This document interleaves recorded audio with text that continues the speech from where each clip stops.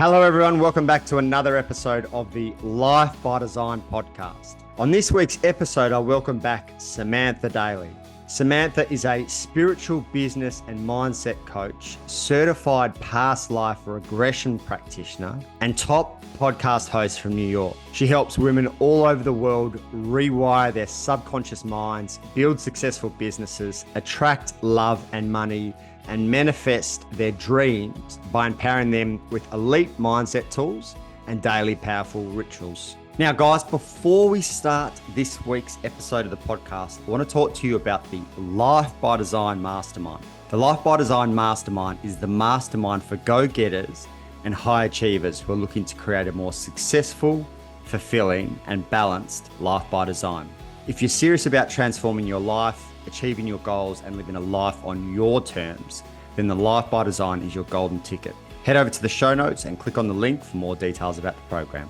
Samantha Daily, welcome back to the podcast. Thank you. I'm so excited to be here. It's been quite a few years since the last time we connected on the podcast. If you were going to, in one paragraph, describe the difference between Samantha Daily version 1, when we spoke 2 years ago, and Samantha Daily version 2, what would be like the biggest shift for you? The first word that comes to mind is responsibility, because it's been a huge theme for me. And I think a lot of what has changed in the past couple of years for me is that I've taken on a lot more responsibility. I've grown up a lot. I've matured, not only as a businesswoman, but also as an individual. I own a home now. I just have a lot more on my plate in terms of responsibility. And it's been this thing for me that I am a very responsible person, but I also hate the feeling of like overwhelming amounts of responsibility. Like there's a lot of people, I have a team, and there's people that are waiting for me, like, get us this content so that we can edit it for you. And I have assistants and mortgage and all this other stuff. And when it becomes too much, that's when I get the most like frustrated and broken down. So the past couple of years has been, I think, a learning experience for me personally of how to hold more responsibility. That was very well thought out. And I didn't give you any time to think that question through. Does it feel, I'm really interested in this as well, because I feel like for a lot of business owners, there's a freedom, there's a flexibility, and sometimes potentially the responsibility might blunt that freedom or flexibility. Do you remember any stories or any inner dialogue that came up when it came to stepping up and becoming more responsible? I think the biggest thing for me, like when I think of taking on more responsibility, is like I feel a greater sense of pressure. So absolutely, from an entrepreneurial standpoint, I think when you first start your business, a lot of us are like coming at it from the direction of, I want to work less, or I want to be more free, or have time freedom, location freedom. I want to travel more. It's that idealized image of, I want to work from the beach. And I say this all the time. I always joke, like, if you've ever actually tried to work from the beach, it fucking sucks. Like, no one actually works from the beach. So it's like coming to terms with the realization of what you've created. Once you get through that initial like solopreneur phase where it's just, boots to the ground, like, let's figure this out. Oh, I'm going to throw some content up and start a podcast, and I just have a microphone and I have no idea what I'm doing. Like, that season of business is very freeing and it's very fun. And I remember when I used to record the podcast and I would be like, oh my gosh, an episode is due tomorrow. What's on my heart? What am I feeling? I'm going to record it right now. I don't have the luxury of doing that anymore because I have a video team who records content for me, and they want it 8 to 10 days ahead of time. And so we have to set a whole calendar out. And then I have people saying, hey, where's this? Where's that? And I can feel that sense of, exactly as you're speaking of, it's, more pressure. And it limits that feeling of freedom that we had when we first started these businesses. So absolutely. I think for me, entrepreneurship has, of course, given me so, objectively, still has given me so much more freedom than a lot of people will ever have. But at the same time, there was a phase of growing up in business and maturing in business and really stepping into the role of the CEO and taking your mission and your product really seriously. And that involves taking on more responsibility and guiding other people and stepping into leadership, and all of those things add to the pressure. And so in terms of stories, I think the main thing for me was just breaking up with that old identity of the beginner business person. that could just do things on the fly and whenever I wanted and have that immense level of freedom to just be like, oh, move it off the calendar to next week. Like no one's affected by that because it's just me. And so that's not the case anymore. So I just kind of had to break up with that identity of that old version of how I used to run my business. It's obviously in your work as a business coach, I can't help but think identity is underrated in terms of letting go or killing off a former identity to allow you to step into a new one. And I don't know about you, I'd be interested in what you've seen on your side of the fence. I've noticed when a coach who's very talented as a coach, but probably lacking the skill set of a business owner, sometimes they go to step into that CEO, step into that business owner, and then retreat back into just being a good coach because they realize, fuck, I don't have the skills for marketing, or I don't have the skills to run a business. And then they just find themselves being pulled back into, oh, I'm just going to go and do another like coaching course, or I need to be more certified, or, do you see that shift or that challenge in shifting in identity from the business coaching that you do? Yeah, 100%. And I think part of that is that most people who are really talented or skilled at their craft, they want to spend most of their time doing that. They don't want to be a marketer. They don't want to be an advertiser. They don't want to be a bookkeeper. They don't want to do all these other roles that is required of them in entrepreneurship. And so they're going to lean harder into the role that they chose, which is, hey, I want to be a breathwork facilitator or whatever it is that they're amazing at. And I think that's the challenge with entrepreneurship above anything else, is that especially when you're starting out, you do have to kind of wear all of those hats and be all those different versions. And I tell my clients all the time, like, being excellent at what you do is important, but it's not enough. You can't just be excellent at delivering the service. People think if I'm just amazing, then everything will fall into place. And unfortunately, as more and more as we go more into, evolved social climates and with social media and all those things, like, more and more it's the case that you have to be a really good marketer and you've got to be really good at sales. And I think those are, two of the identities that especially women resist a lot. Like, no, you don't see a lot of, especially embodied female coaches being like, I'm going to be an amazing saleswoman. Like, I think that energy historically has kind of been sort of stereotyped as like very masculine, of being really skilled at sales and figuring out how to get people to take action and influence behaviors and opinions and purchasing decisions. That's been a very masculine thing. And so there's a lot of women in business who resist it. But if you're not good at marketing and sales, I always say, if you can't get people through door number one, which is your marketing, you're never going to be able to get them through door number two and door number three, which is the purchase and the transformation, which are the two most important parts, because it changes your life because you start making money as a business owner, and it changes the client's life because they actually get the transformation from how amazing you are at the thing that you actually want to be doing. What have you noticed with you personally so if we talk about the last couple of years in particular, as you've stepped into more responsibility, what has that shifted from an energetic point of view, from an emotional point of view? Like, how do you show up differently if you were to take a bird's eye view and look at yourself? I'm still working on it. If I'm being really honest, I am still working on it, but I think it's challenged me in my organization, which I've always been pretty organized. I'm a Virgo rising, but yeah, like planning ahead and really having more of a concrete vision for the things that we're trying to do in the business, rather than just kind of taking it day by day or month by month. I think it's really common when you're earlier on in business, you get to a new month, you're like, all right, it's November. What are we doing? What am I going to sell? How am I going to make some money? And now it's kind of like, that's not going to fly. Like, that's not going to be enough. If I don't know what I'm doing in November and we're like almost at the end of October, I'm going to have a shit month next month.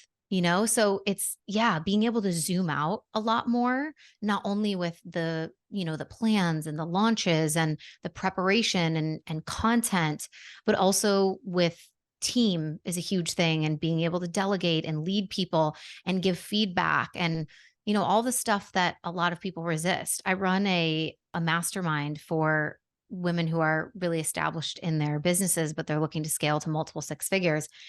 And we talked a lot about leadership, and it's those hard conversations that people don't want to have. And we learn this through personal development all the time. And then we see it show up in our businesses in terms of like, my VA just did something for me and I hate it, but I'm just going to redo it myself because I don't want to tell them that I don't like it, or I don't want to give that constructive feedback. So I think there's a part of, like leadership and hard conversations and being able to zoom out. As an observer of you, and obviously being Instagram friends, one thing I noticed with you, which I admire, and I find it really interesting because I work with a lot of females as well in the coaching space, is being able to maintain the feminine and the softness despite needing to step into like a stronger leadership role, as you said, step into a stronger responsibility, step into kind of girl boss, whatever, people kind of identify as. Is there anything that you are mindfully doing to stay in your feminine while stepping into, what could be perceived as quite a masculine thing, e.g., career, running your own business? I think about this a lot because a lot of people are like, what should I do to like get back into my feminine? And it's this interesting approach that we take, which is like, we try to create a checklist or a to-do list of like things to do in order to get back into the feminine, which is like you're trying to use a masculine way in order to return to the feminine. And I understand why, for a lot of people that may be necessary because they're so in their masculine energy that that's the only way that they can kind of perceive of it. They need a direction. They're like, just tell me what to do and I'll do it in order to get back into my feminine. But as you know, like the feminine is the being, it's not the doing. So it wouldn't really be that feminine if I told you like, yes, every day I do these 3 things and that's how I return to the feminine. So if I'm being really honest, like I don't really have that concrete of an answer for you because I think it's more about leaning into the core essence. If you are a woman who identifies as like a feminine being and you feel that that's like your core essence is femininity, then you probably have the ability to effortlessly step into your masculine when it's required of you. And then you naturally return to your core essence when you are not doing the tasks that require that masculine energy of you. But sometimes like the lines get blurred and things bleed into each other. And so I remember like early on in my journey, some of the things that I would have to surrender, I'd have to practice letting go a lot of things that I like to control or things that I perceived that I was better at. Or if I just did it, it would be quicker. Like that's a really common one, right? Or it would be better. And so this can show up in a lot of ways, like especially with my partner. It was like, I had to go to the grocery store with him because I didn't trust him to get all the stuff that I needed. And a lot of times, listen, if you're a woman and you're listening to this, like I hear you because I've given the man lists and he'll come back with 5 things missing off the list. And so, the irritations, they're coming from factual experiences. They are coming from real things, but it's like a practice of like, can I let it be good enough? Folding the laundry. I joke about this a lot because like when he would fold the laundry, I would legitimately not know if it was a folded pile or if it was just like dumped from the dryer because of the messiness of how it was folded. And that was one of my biggest practices in surrender was letting it be fine and learning how to appreciate the effort and the contribution without needing to constantly correct or fix all the time. And I think it shows up in team as well. And it's not to say that, you're not going to have to lead people and correct and give feedback, but a lot of times solo entrepreneurs, they really struggle to surrender tasks or to let go of things and delegate because they're like, oh, they didn't do it exactly how I would do it. Of course not. I hate to break it to you, but no one's probably going to do it exactly as you would do it. And there's an element of, maintaining your peace and understanding what your time is worth and that all of the fine details maybe aren't going to be perfect, but you're going to get more done in collaboration with others. So those are some examples, I think, of that, walking that tightrope line between, having to run a company all day long, but then also trying to be in your feminine energy. So you mentioned when it comes to like the responsibility over the last couple of years and stepping more into leadership, that letting go of control was one of the things that you've had to really embrace. What else have you either had to develop from a trait point of view or a business point of view, or let go of over the last couple of years as you've stepped more into responsibility and leadership? I think one of the biggest things for me that I'm still working on is more self-discipline. When you have no boss and you are the boss, it becomes weirdly challenging to follow any of the rules that you set for yourself. And I don't know if you're familiar with Gretchen Rubin's four tendencies, Mm. but I am an obliger, and a large percentage of the population are obligers. And so an obliger is really good at upholding commitments and promises and standards when there is some external force. So if you have a boss saying, hey, this is due, you're going to get it done and hand it in on time. If you have a workout class that you've paid for, or if you have a friend that's waiting for you, like when there's other people to kind of put that external pressure on you, you show up. And the opposite of that would be like an upholder. And upholders are people that really maintain commitments to themselves more so than anything else. So if they say, I'm going to run a marathon, they're going to run the damn marathon, and there's nothing and no one that's going to get in their way. And upholders are rock stars. I am not one. I wish that I was. So as an entrepreneur, if you are an obliger, it can become really challenging, especially being like a solo entrepreneur, because there's no external forces telling you when things need to be done. It's just you. And so you can always, I was notorious for like putting things in my calendar because I wanted to be organized, and I would time block, but then I would just move the square to the next day. Not because I was doing nothing, but because I would get really distracted. And it wasn't that I didn't want to work, because I love to work and I do work a lot, but it was like, I'm working on becoming way more self-disciplined with, hey, these are the 3 things that I said I need to get done today. This Slack message popped up, this email came up. I realized I need to file that receipt for the business. All those other things, I need to not let them matter right now. I need to not be, pulled in all these different directions until I get my shit done that I said was the objective of this day. And I think that's really challenging, because there's always going to be stuff that pops up and, pulls you off to the side. And so, yeah, it's an ongoing challenge for me, having more self-discipline. The upholder, the obliger, what are the other 2? Can you remember them off the top of your head? Yeah, there's the questioner and the rebel. Ooh. The questioner is like the person, and I'm not an expert in this at all, but I read the book and it was really, it really resonated with me. The questioner is, which I think is my partner. It's like, if you ask them to do something, they're just going to ask why. And if the answer of why they need to do it doesn't really make sense to them, or it doesn't resonate, then they're probably not going to meet that expectation. I assume, correct me if I'm wrong, there's probably a healthy and an unhealthy in all 4 of these. Would there be? Like, I look at the rebel and I'm like, fuck, I reckon that's me. But I can definitely see where the rebel serves me, and the numerous times that it hasn't served me at all and actually worked Yeah, against me. So is there like almost like a shadow side of each of these, I assume, of some I'm sort? sure. Yeah, Mm, absolutely. Absolutely. There's ways that it's going to, give you a superpower of some sort. And then there's ways that it's going to fuck you over. mm. I feel that. I feel that deep in my bones. When it comes to business and the amount of people that you've worked with over the last few years, what are you seeing as the most common themes where people are tripping themselves up or fucking themselves over? In business, Yeah. I think one of the things that's really common, which you kind of alluded to earlier, was the like, I need more certifications thing. Mm. And I talk about this a lot, especially for my clients that are starting their businesses. This is such a common theme. And like, it's great to get certified. Nothing against certifications. Obviously, that's not what we're saying here.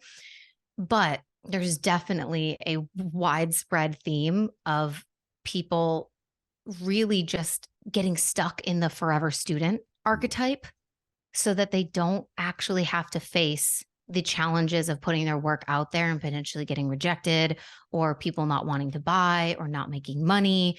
And so they just keep digging for more knowledge, hoping that more knowledge is going to make them feel more ready to really show up and stand tall in their offers and say, hey, this is what I can help you with. Here's the price. And they just keep digging themselves in this hole. Like, I've met women who they're certified in like 8 to 10 things. And they're like, yeah, I've been, doing business for like 5 years, but I'm not really making money. And I'm like, yeah, because you're not selling anything. you're just with your nose in a book. You're just a student all the time. And, I think I'm such a fan of forever learning. And if you are a person who loves personal development, I don't think that you're ever going to stop learning because you have that natural drive and that yearning for growth. So we're always going to keep learning and developing and being curious about new skills or modalities and things. So you have the rest of your life to continue to grow and develop and learn. But if you don't start figuring out how to show up and sell your stuff, you're going to be more stuck in the long run because you're probably eventually going to give up on what you've been trying to do because you're going to have all this evidence of like, oh, it's been 5 years, 6 years, 7 years, and it's not working. The thing that's not working is that, you're focusing on the wrong thing for the phase of business that you're at. One of the things you mentioned there, which I love and obviously have a bias towards from a kind of mindset coaching point of view, is almost like how many of our business problems are actually personal problems wrapped up as business problems, whether that's fear of being seen, fear of, imposter syndrome, whatever it might be. What have you noticed about your own personal stuff that's impacted the last 2 years, or what you've had to move through on a kind of personal level? So you obviously mentioned responsibility as one of the pieces, but what's been your own story or stuff that's impacted or influenced you over the last couple of years? You mentioned imposter syndrome, so it kind of got me thinking. And I have been on a journey with imposter syndrome over the last couple of years, specifically because since the last time we talked, I pivoted my business quite significantly. I was really in like life and mindset coaching. And now, we're full throttle in business coaching, just crossed the 7-figure mark. We've grown a ton. The podcast has really expanded. I've grown in my team, and every new level that I've come up against has been another opportunity to face imposter syndrome in a new way. And I just came to the realization that imposter syndrome is really just a sign that you are stepping outside of the comfort zone again. And so I used to talk about it in this way of, just how to feel it and keep going anyway. I think that's the only real way to quote unquote conquer imposter syndrome, because you're not going to get rid of it. So I used to speak about it from a mindset perspective of like, you don't need to wait until you don't feel it. You just need to figure out how you can feel it and keep going anyway. Keep putting one foot in front of the other anyway, despite having the feeling inside of you. But in addition to that, now, as I've, grown in new levels in the podcast and in the business and speaking opportunities and all these things where I'm like, oh my God, like, can I really give them value? Like, can I serve this caliber of client? Like, all those doubts and thoughts start to come back. And it's just a reminder to me of like, hey, this is growth. This is a sign that we're stretching ourselves again. And so I think if you're someone who's not experiencing imposter syndrome, it probably just means that you're not being challenged enough. Because if you were to, get a promotion at your job or get a next level speaking gig on a stage in front of a bunch of people, or have to go into a corporate company and deliver a workshop or do something that you haven't done before, you would have that nervous feeling again of like, I hope it works. What are they going to think of me? Am I good enough? Should I be here? Can I get them a transformation? So understanding for me, like this almost like embracing of imposter syndrome and almost actually being proud of myself every time that I feel it, because I know it's the sign of a new up level. And I remember I resisted business coaching for so long because I was like, I need to be like a billionaire before I can tell anybody what to do in business, which is, obviously not true. I had learned so much and I developed so many skills and I had built a multiple 6-figure business at the time. And so I did have a lot that I could share with someone who was a few steps behind me, but I still had that feeling of like, I don't know if I'm good enough to be able to stand in my power in this space. So that was kind of the first thing. And then ever since that was shortly, probably after we did our first interview. And then ever since then, it's just been like the next and the next and the next and the next, continue doubting yourself, but moving forward anyway. I resonate deeply with this. I feel like I read a stat somewhere that 80% of people experience imposter syndrome. I was like, I reckon of the 20% that don't, there'd be a lot that aren't growing. So how the fuck do you experience imposter syndrome if you're not growing? And maybe the others like psychopaths or something is going on there. So lazy fox. Lazy motherfuckers. So I deeply resonate with like, and I feel like be interested in your world. I see it in my world of like, some people think, oh, if I become more confident, then imposter syndrome will go, or because I've got over imposter syndrome this time, it won't happen next time. I kid you not, every time I raise the bar big time, imposter still comes. And I could tell myself all the stories and like positive affirmations and shit. Imposter's still there. I don't know about you, And but it's that's, the more you grow, the funnier it becomes because you yeah. have all of the reference of every time that it's felt like this before Mm, and that it's been fine. So you have, I think it does get a little bit quicker maybe because you have so much proof stacked yeah. of like, I felt this before, it's going to be fine. Like you kind of can talk yourself off of the ledge more than Mm, when you were the first major time that you were feeling imposter syndrome. But it's also just like almost funny to observe yourself in that way because you go right back to like that first version of you that was mm, so felt small and insecure.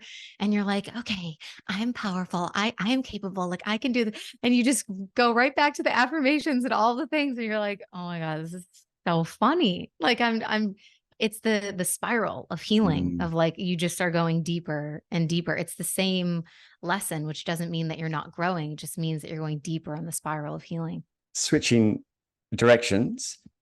How do you navigate life with friendships, relationship?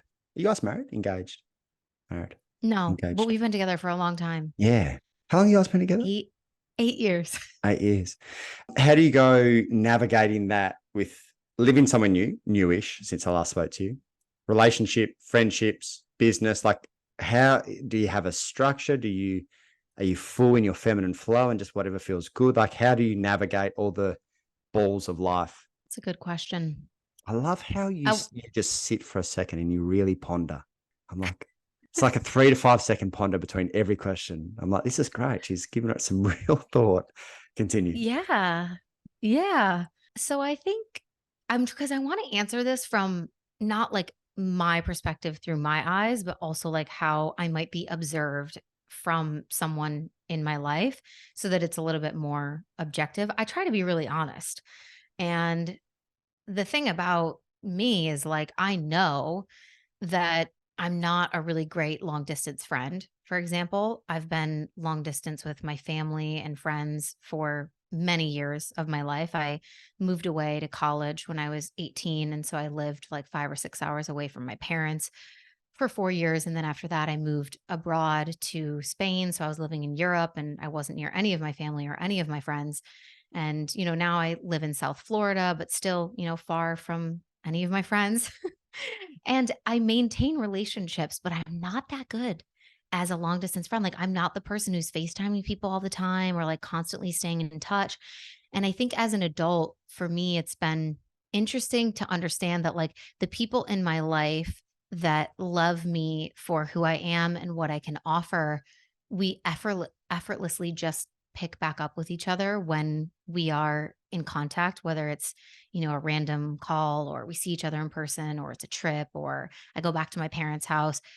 We all just sort of like resume. It's like if you paused a movie and you left it on pause for like 6 months and then you just hit the play button and it just goes right back from where we left off.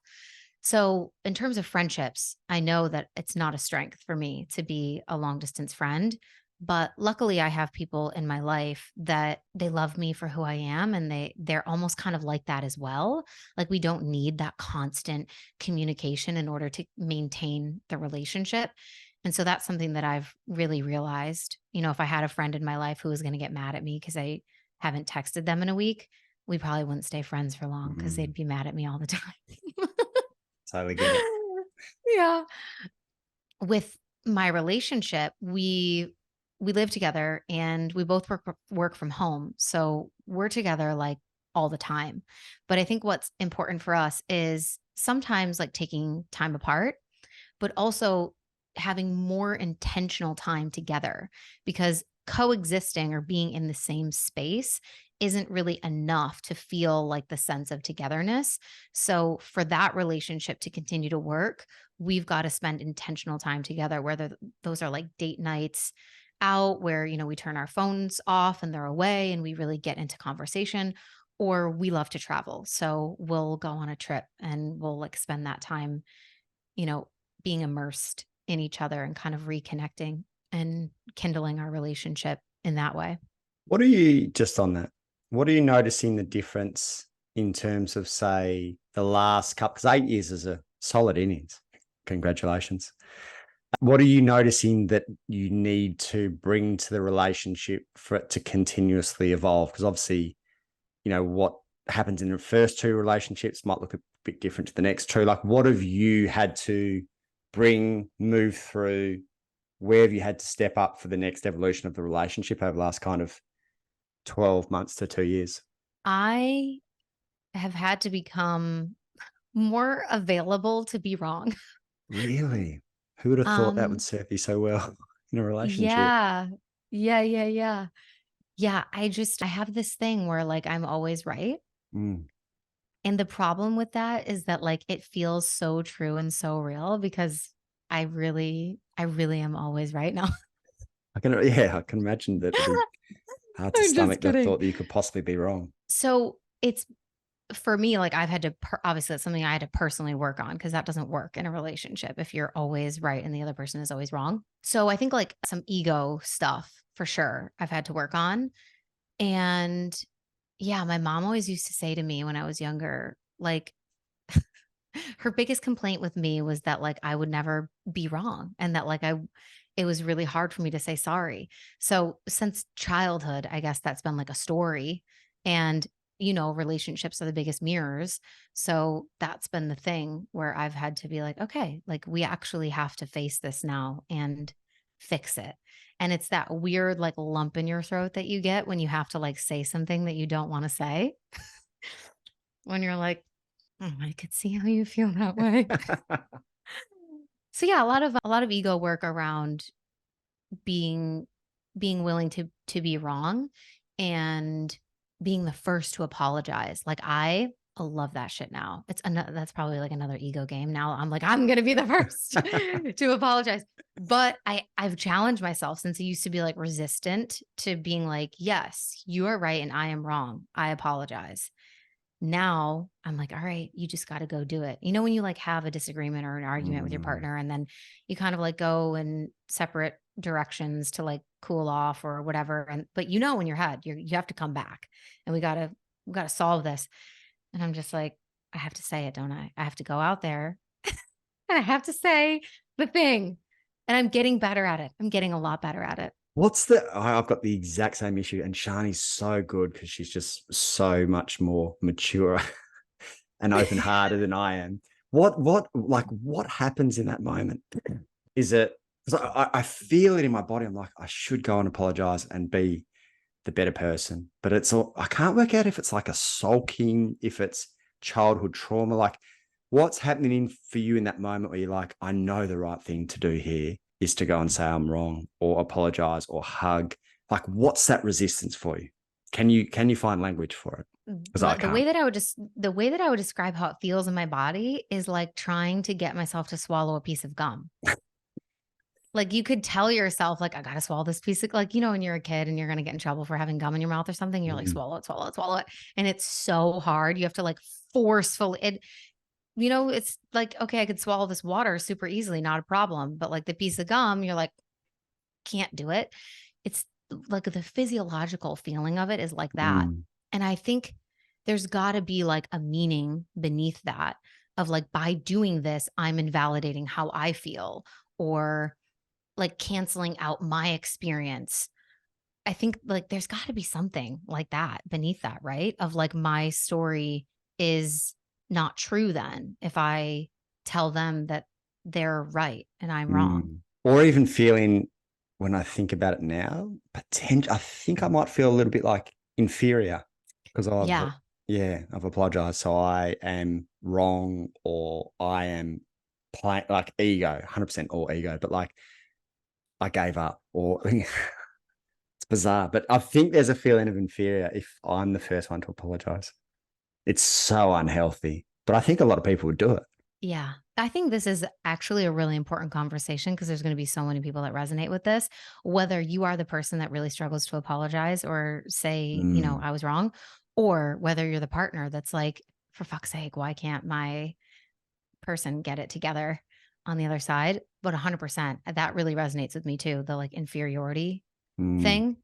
I mean, the whole thing is totally ego, like you said. Wounding, big wounding. You know what? I've learned a lot off this conversation, but one action point that I have to take on board is exactly what you just said, and not from a place of ego, of like, fuck, I'm going to be the first one to apologize, but just from a really good, healthy, grounded place. And I'll report back to you at the end of the year. My girlfriend will be extremely happy, and I'll let her know it's all because of you. I love it. I love it. I just tell myself, like, if I want to be a better version of myself, I will do this thing. That's kind of how I go into it. And then I force myself to swallow the piece of gum. I'm going to take that analogy with me. It's like this massive, it's this wall that I'm like, I've got to move through this wall. I can feel the resistance. And then the wall and the chewing gum just need to be pushed aside as we be better humans. Yeah. If I did tell you this was going to go sideways, this conversation, if people want to find out about you, the work you do, your magic, where is the best spot for them to find you? I mostly hang out on Instagram. So you guys can follow me at _Samantha Daily. I also have a podcast. There's an episode with Blake if you guys want to look into it. It's called Makeshift Happen. And if you want to find out about my work and coaching programs, mentorship, you can go to samanthadaily.com. Where's Samantha Smith come from? I was going to ask you this at the start of the episode and I fucking forgot. It's a good question. It's a good question, Blake. Most people think that my name is Samantha Daily. So it's not, where does Samantha Smith come from? That's my name. It comes from my parents. That makes sense. It's where does the daily come from? So the story with that is, obviously I have a really common name. So anytime that I wanted to get a username and a domain of any kind, you're never going to get it with just your name. So I originally started blogging before I built my coaching business, and I needed a name for my blog, and I wanted it to be just a personal blog. But of course, samanthasmith.com, A, doesn't have any sort of ring to it, and B, good luck finding that. So I just thought, like, all right, it's going to be like daily recipes and inspiration and daily motivation. So it'll be like Samantha Daily. And that was the name of the website. And then just kind of transformed into the brand. Samantha Daily Smith, good to have you back after 2 years. Good chats as always. And thank you for jumping on the podcast. Thanks for having me. So much fun.